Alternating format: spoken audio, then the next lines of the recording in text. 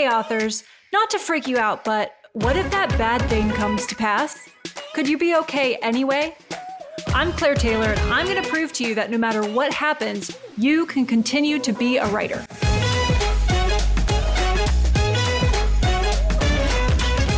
Welcome back to another episode of What If for Authors.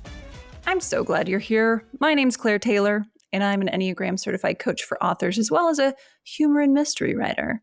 You can check out my latest book, Sustain Your Author Career, by going to ffs.media/sustain. I think we're going to have a great time together today. The topic we'll be looking at is one that I take great joy in working with authors on because there is so much good news I get to deliver.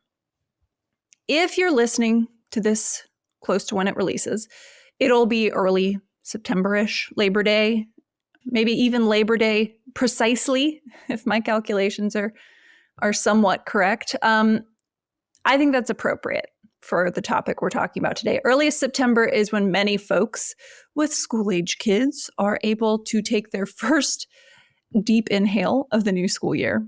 So I think this is coming in at a perfect time for y'all, if I do say so myself. And if you listen to it later, well, I reckon it'll still be applicable. This is not something that is a seasonal struggle for people. So, okay, today's question is, what if I'm struggling to focus?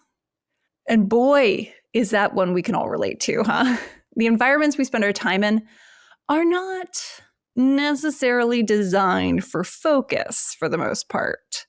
Society hasn't been structured with focus in mind for a very long time, if ever. Yet we put the ability to focus for long periods of time on this pedestal and then tell everyone who's struggling to adhere to a very narrow definition of focus that, well, there's something wrong with them, right? And if your focus naturally flows towards something that's not beneficial to generating income, shame on you, shame. Okay, so clearly I have some feelings on this topic.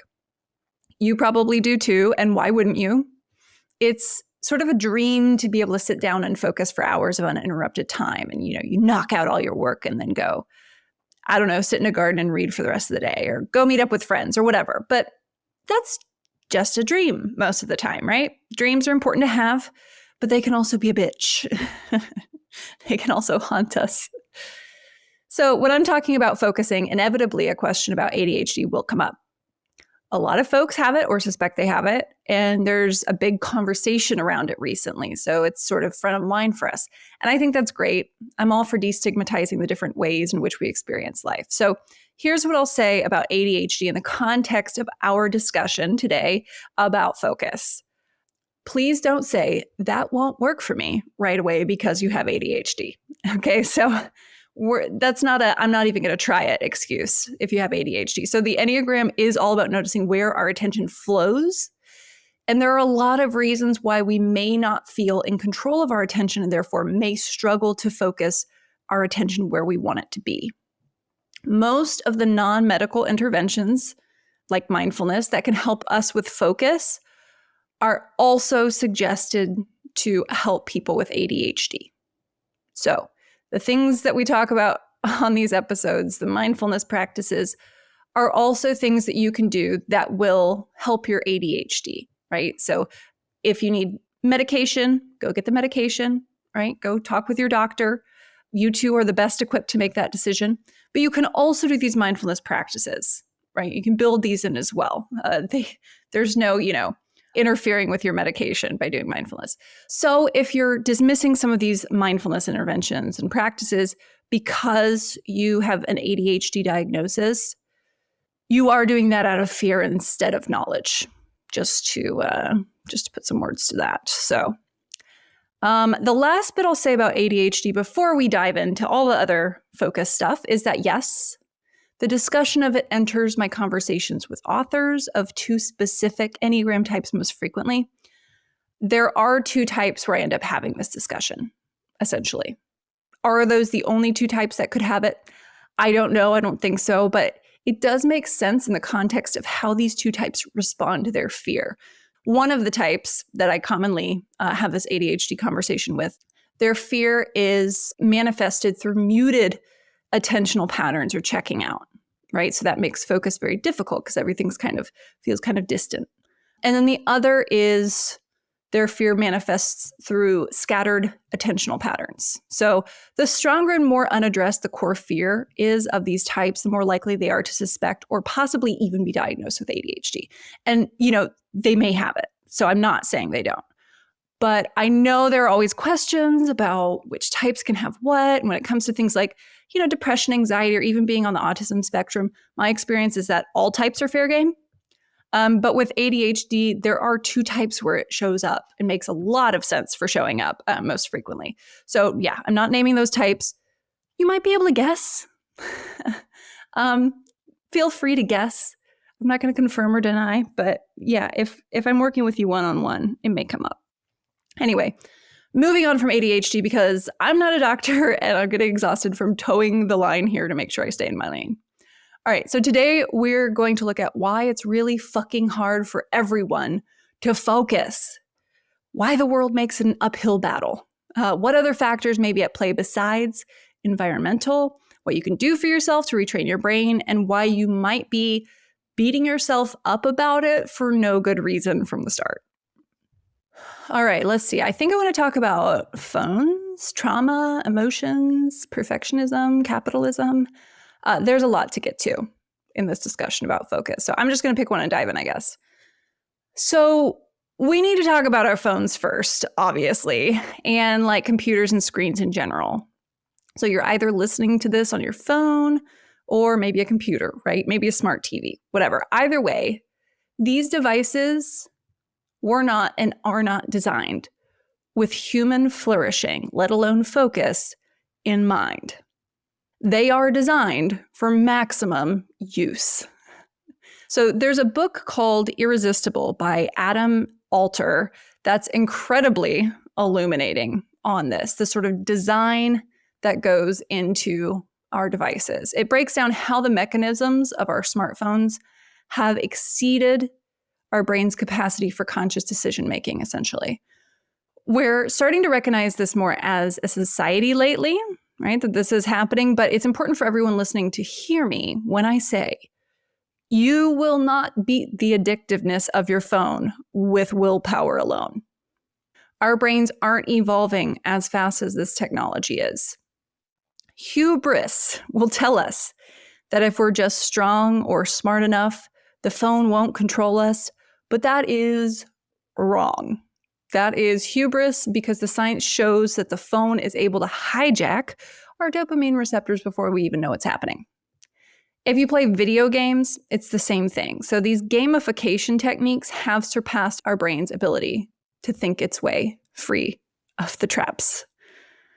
I would go so far as to say that phone and app interfaces are actively toxic to our focus. They really are. There are even apps now that you can buy to help you practice your focus. Don't do it. That is such bullshit. It's like the drug dealer saying they care about you and selling you omega-3 supplements. I clearly am not a fan of what smart devices are doing to our focus, and yet I have an iPhone. Of course I do. I run a business. You'll hear about these anomalous folks in Hollywood. I think Christopher Nolan is one who don't have a cell phone, right? And every time I hear that, I think, wow, it sure would be nice to have a full-time assistant to take all my calls for me so I could be so unburdened. Every time I hear someone famous and rich talk about not having a cell phone, first of all, he's always a man. Make of that what you will. And then I think, what woman does he have doing his labor for him, splitting her focus constantly so that he can preserve his like a delicate baby bird? Anyway, I don't like what smartphones do to our focus. And yet, for most of us, we don't really have a choice about owning one or not if we want to work at the pace of the world around us. So that is kind of the reality of it. What can we do about it to protect our focus? There are a few things that everyone needs to be doing today. Turn off push notifications and those little red numeric notifications on your apps, the little ones with the numbers, turn them off. All of them. Go into your settings and turn them off. I will not be swayed on this point as being step one if you give a shit about having focus. As soon as you feel or hear that vibration or that ding, your focus is toast, especially when you're writing. You got to be diligent about this. So most phones have a setting where you can turn everything to silent except calls from specific numbers. So I recommend doing this too. Be selective. But if you have children, add their numbers and their school's number, add your spouse's maybe. I don't know. I don't add mine because anything John's calling me about can usually wait until one of my writing breaks. And if it's an emergency, he's a police detective, so he knows much better people to call about that than me. So if you're wondering, no, I don't give anyone this exception that they can, that their call will go through. But I've spent years rehabbing myself from feeling responsible for fully grown adults, and I don't have kids. So yeah, nobody needs me right away. Everyone in my life can wait 25 minutes until I finish my writing sprint. And I love that about my life. But your life may be different, and that's totally okay. There are still options. I'm not going to let you go, well, Claire doesn't have kids, so she doesn't understand, so I'm not going to do any of this. There are still things you can do, right?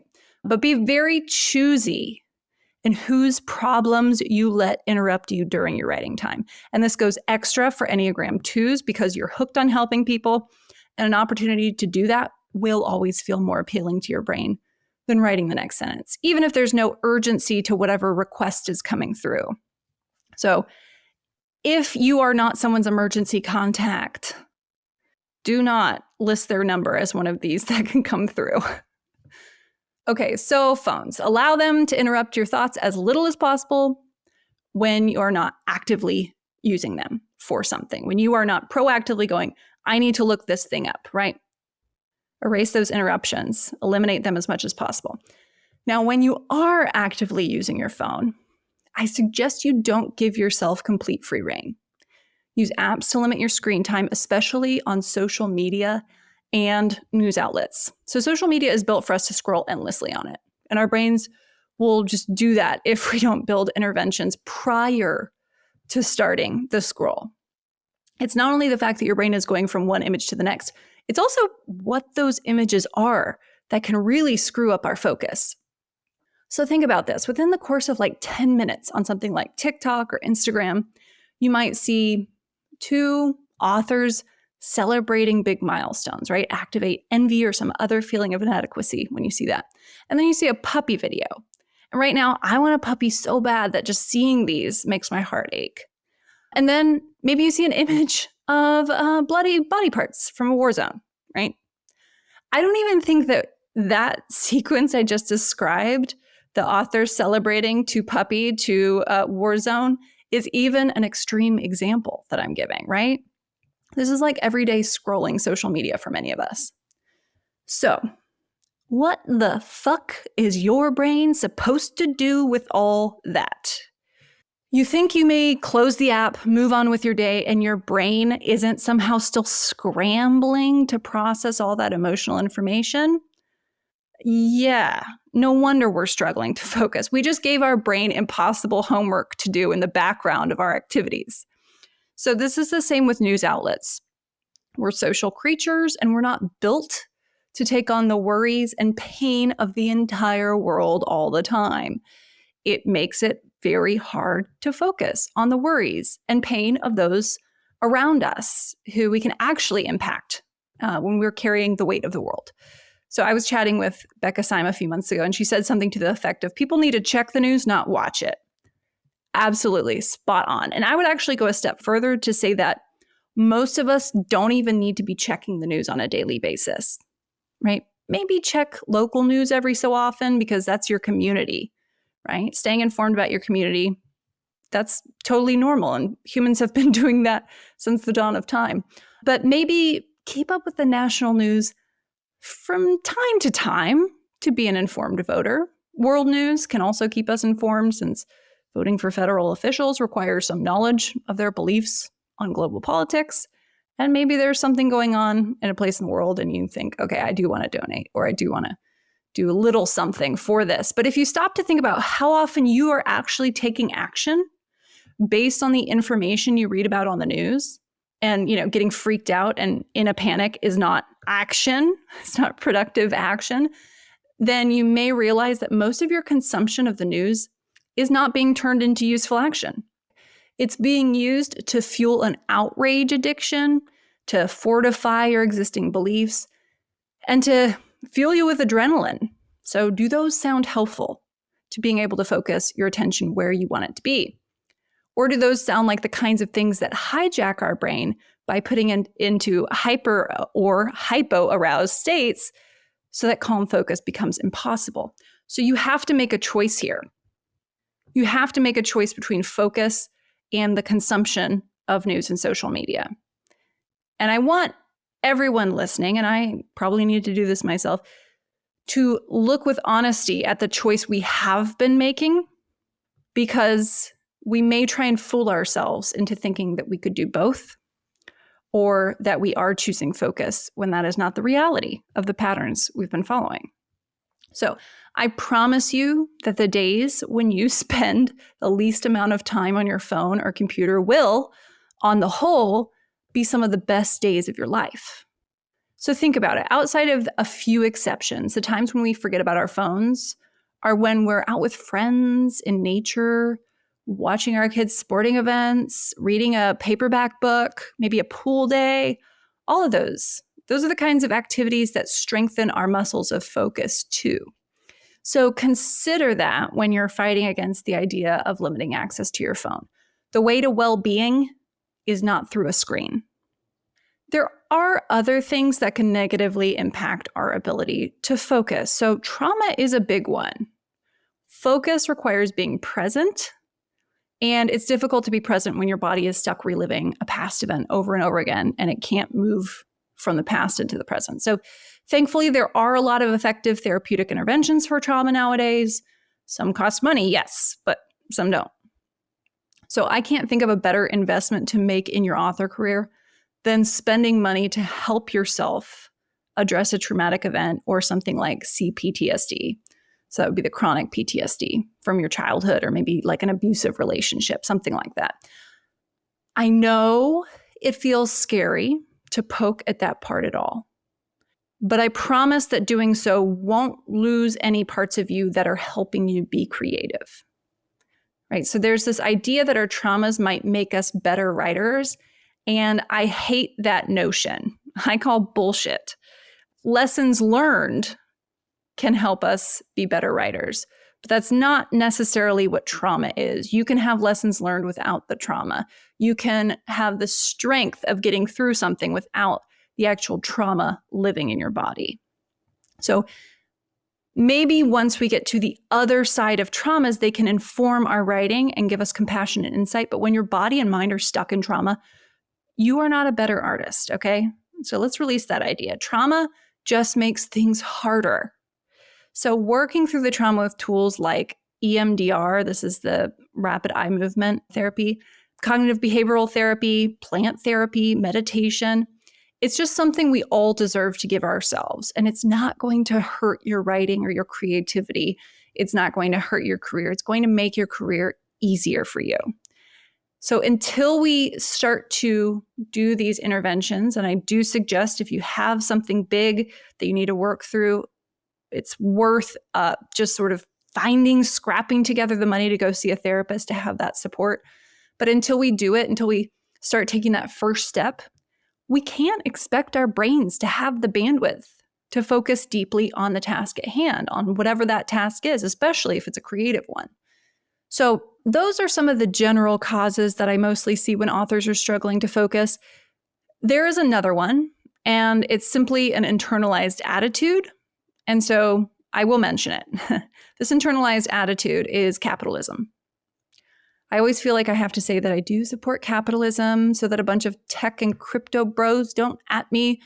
I do think capitalism is pretty good and can create prosperity for most people. But I also don't think that it's immune from critique.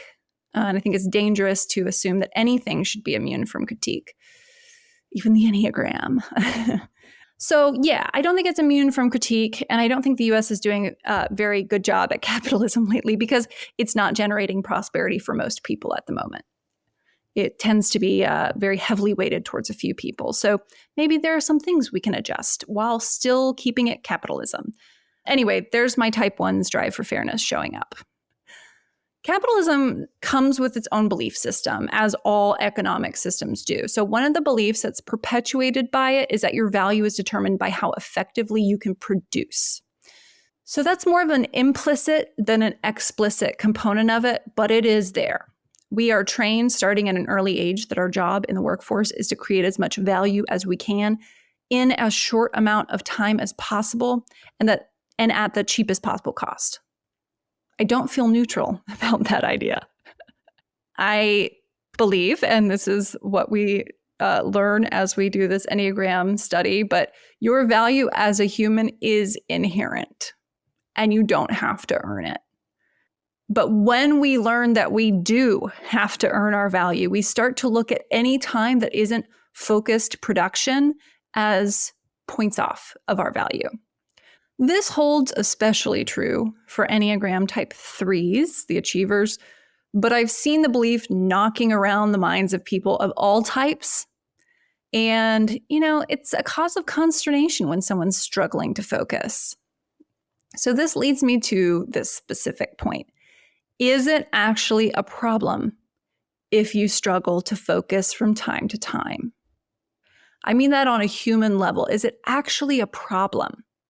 Or is some of the concern around it created as a result of beliefs that all the time you spend being unfocused is time wasted, and that time wasted is value wasted? So I don't want to dip too far into the natural fallacy here, but I think often about how even just 200 years ago, humans needed to be able to maintain sharp focus for no more than like a few minutes at a time. So even the deepest thinkers in history, our philosophers and poets, they spent a lot of time just kind of fucking about, right? Write a little, fuck about. Think a little, do some manual labor, fuck about some more. What I see changing is that our environmental demands on our attention have increased in the last few centuries, and our beliefs about focused work have shifted towards squeezing every last drop out of each worker. And the outcome of that mentality hasn't become a very large conversation yet about whether any of this makes any goddamn sense. Instead, we have everyone running around like, my brain is broken because I'm struggling to focus on my manuscript. Listen, I find myself feeling that way sometimes too, right? But you see how we might get to that conclusion and how ridiculous of a conclusion it is. Maybe our premise is faulty here.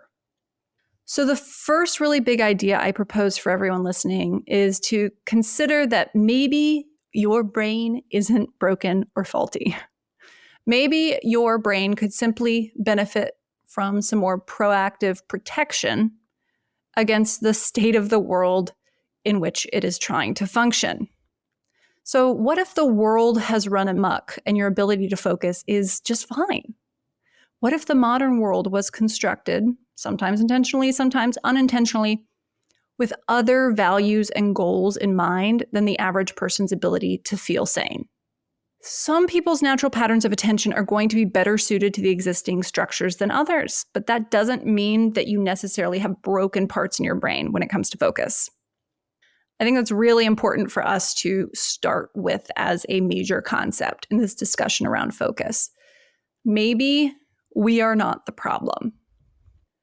Okay, so now that we've sorted through the fact that there might not be anything broken with you specifically, and you are likely instead trying to shoulder responsibility individually for a systemic problem, let's look at some of the things that are within our power to do to help protect our focus from the interruptions of the world. So I already talked about the phone stuff, so I won't repeat that. If you have trauma that's being left unaddressed, it may be time to start looking at that with lots and lots of support. And there's plenty more we can look at. So, okay, imagine this. You sit down at the computer. Your phone is on silent in the other room. You open your manuscript. Maybe pull up your beats if you work with beats or an outline. And you know what needs to be written next. Yet, you can't get started. Something is interfering with your focus. You feel like your eyes are just darting everywhere but the computer screen. What do? Here's what I suggest. Start by checking in with your body. Are there any aches and pains that need to be addressed? Are you hungry or thirsty? Did you get poor sleep the night before? If it's one of those things, take care of that need. Grab a snack, get a glass of water, make yourself a coffee if you don't have time for a nap, whatever. Then sit back down. If your focus still isn't there, move on from your body to the next center of intelligence. So, how is your heart? What emotions are you experiencing right now? For many of us, we won't know how to answer that right away, and that can become a big factor in being unfocused because emotions work on their own logic and time frame. A lot of us would rather just ignore them if we can and just sort of move on. Nothing to see here. Just set them aside and get to work. And if we absolutely have to check in with our heart, we might start by asking ourselves what we're feeling and then deciding if any of those feelings are valid enough to bother with. Have you caught yourself doing this? Have you checked in with your heart and started judging your emotions without feeling them? So let me ask you this: who decides what emotion is valid or not? What is a valid emotion? What if all emotions are valid simply because they are? So our pattern of sorting our emotions based on some template of validity is not a healthy pattern. Feelings aren't meant to be sorted and herded like sheep. They are meant to be felt. Now, I'm not saying you should act on every emotion you have. That's important, right? But while that emotion is inside of you, you're allowed to feel it. Nobody can stop you. No harm comes from just feeling it, right? So you're allowed to feel it. And sometimes that's the only way to keep it from tripping up your focus. So can we think about our feelings? Can we deconstruct them? Certainly, right? And that can be very helpful. But many of us skip right over the feeling part to the deconstruction. And that is not going to take the edge off like you think it will. It just makes feeling that emotion a later problem. And in fact, it can actually damage your connection to your feeling center of intelligence if you judge your feelings rather than feeling them. So this looks like checking in with your heart, and you notice you're sad, maybe. Maybe you're grieving something. What many of us will do is ask if it's valid for us to be grieving, right? That happened years ago. I should be over it, right? That's judgment. That's determining the validity of your emotions rather than feeling the grief. But taking a moment to feel that grief, maybe even a cry, that is a step towards completing the emotion, and it's very likely to help you feel more settled and able to focus on the other side of it. So maybe you check in and notice you're feeling inadequate, right? Oof, that's not a flattering emotion to notice, right? Oh, I'm feeling inadequate. A lot of people would do very well to notice that they're feeling inadequate and feel it rather than acting on it. So it's not fun to feel, right? But if you check in with yourself, if you allow yourself to see that feeling without judgment, then you'll be much more able to walk yourself through it. So talk to the emotion. I know this is going to sound lame. Talk to the emotion like you would a small child. So you're talking to the child that's still inside of you, living sort of amongst the patterns you learned when you were young. That child may be scared that if they're not living up to some nebulous expectation, that they're afraid that they won't, be loved or cared for as a result. So that's big, right? So pause and talk to that version of you. The adult version knows better, right? The adult version of you has some perspective that if this, particular scene you're trying to write doesn't come out the way you want in the draft, you won't lose any love or protection that was worth having, right? But our emotions usually come from a much simpler place inside of us. And so they do kind of require special care. Your other option is to ignore the feeling or invalidate it and continue to wonder why you can't focus. So yeah, it's your choice. So much of our inability to focus is from fear. So your amygdala sends signals to your sympathetic nervous system to prepare for action. Your body redirects blood away from your vital organs and toward your arms and legs. Your attention shifts too from focused and calm to very scattered. You're scanning for threats, for new developments to tell you if you're safe or still in danger. So this is why mindfulness practices are essential to focus. They are the best thing we know of to retrain our brain. So I've read so many studies examining the impact of mindfulness practices on amygdala activity. It's just nuts. Although to be fair, the sample sizes are usually not large enough to be statistically significant in their results. But I've certainly experienced the benefits throughout my life of mindfulness on my own fear. So I had so much anxiety all of my life. And it showed up largely as perfectionism for me. So, yes, perfectionism is a manifestation of anxiety for all you type ones out there and some of the other types who have perfectionism. It's not a badge of honor. It's anxiety. Maybe she's born with it. Maybe it's anxiety. And anyway, now I experience very, sort of infrequent bouts of anxiety. And when I do, I'm like, oh, weird. Anxiety is back. So, granted, some of that is probably related to my life situation. So I feel much more secure in my relationships and finances now than I did in like my 20s when the anxiety was on full blast, right? Of course, that's going to be a factor. But at the same time, someone could be in the same situation as I am and not feel secure. So my sense of security in my relationships and finances is pretty dependent on my outlook. And that outlook has been shaped by mindfulness practices. So let's distill this down so I can give you something useful for focus to take away from this episode.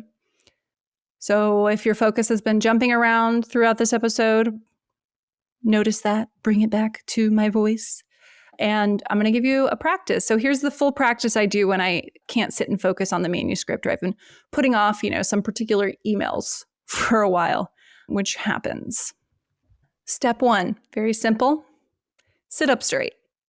Okay? Step 1, sit up straight. It's impossible to breathe properly for relaxation when you're slouching. So you end up with shallow breathing instead of steady, calm breaths. Even just being at your screen, I was reading this article about this concept of screen apnea, where we start to lose mindfulness around our posture and our breathing changes, and we spend hours breathing like we can't breathe, right? Like we have apnea. Anyway, sit up straight, place your hands on your thighs, roll your shoulders back, and breathe into your belly through your nose. So you should feel your stomach expand on the inhale.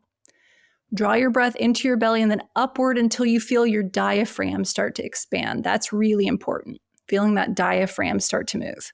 So let out the breath slowly. There are all different time amounts here that people advocate for on the in-breath and the out-breath, but breathing in and out of your belly and diaphragm is already a step ahead of where most of us started from. So good enough. Just breathe in deep slowly, breathe out deep slowly, whatever that means to you, right?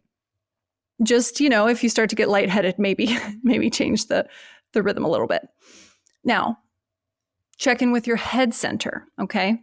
Is there more information you need before you can tackle this task? What is it?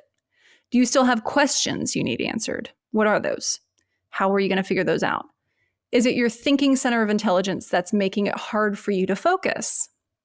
So we're looking at this center. If you can't think of anything else you need before taking the step that you need to take on this project, then maybe it's not your head center that is getting in the way, right? So then move on to the next center. Let's look at your heart.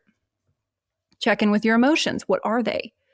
What do you need to feel before you can focus on the task at hand? What emotion is making it hard for you to be present and focused?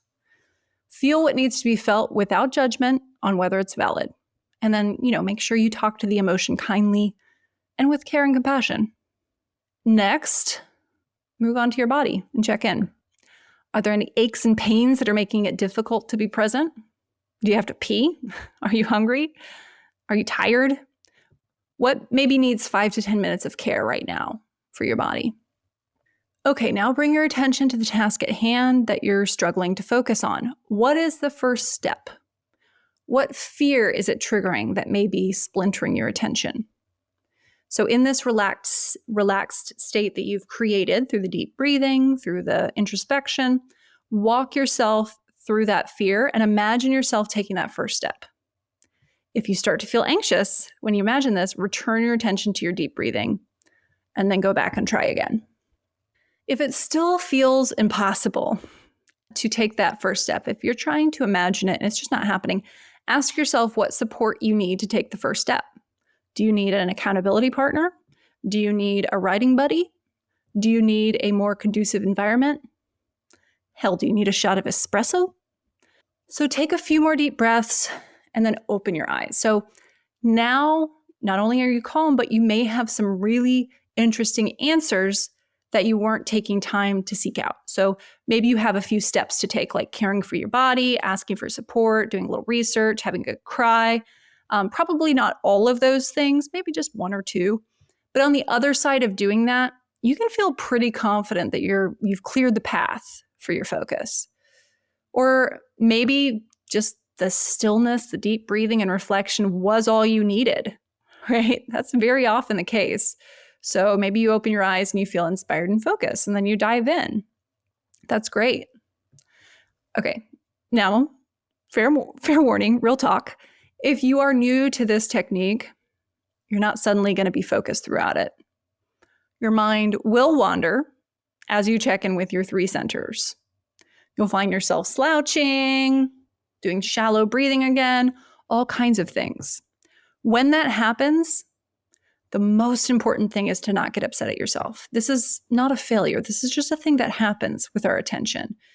Anyone who does mindfulness practice regularly can tell you that this is going to happen.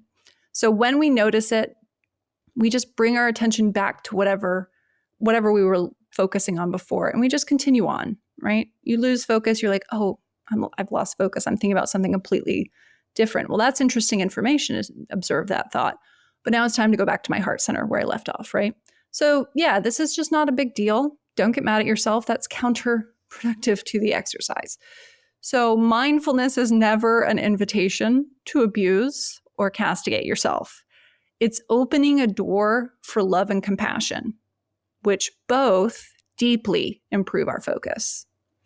So if you are wondering, what if I'm struggling to focus? My answer is you and everybody else, friend. Let's just be real about this. The degrees to which we struggle and the flavor of that struggle will be different, but we all face it. There's nothing wrong with you. The systems we are living in are not designed for all types of attentional patterns. So try to avoid taking your struggle to focus as a personal failing when you're doing the best you can in poorly designed systems. That being said, you always have the option of increasing your ability to focus and troubleshooting when you are struggling by using mindfulness techniques like deep breathing, curiosity, and self-compassion. You do have tools, right? You have some power here. And sometimes when you do all the things and none of it seems to work, that could be your mind, your body, and your heart's way of saying, today's a day for messing around, right? And just being playfully unfocused. So you deserve days like that too, even if they didn't make it onto your calendar in advance, right? Adults also deserve to play hooky sometimes. I'm a big advocate for this. So that's it for this episode of What If for Authors. I'm Claire Taylor. Thanks for joining me and staying focused for this entire episode. If you want to book some time with me, be sure to go to ffs.media and you can poke around my offerings. I have group courses, individual coaching, and so much more to support you in your lifelong passion for writing. So thanks again for joining me, and we'll chat again soon.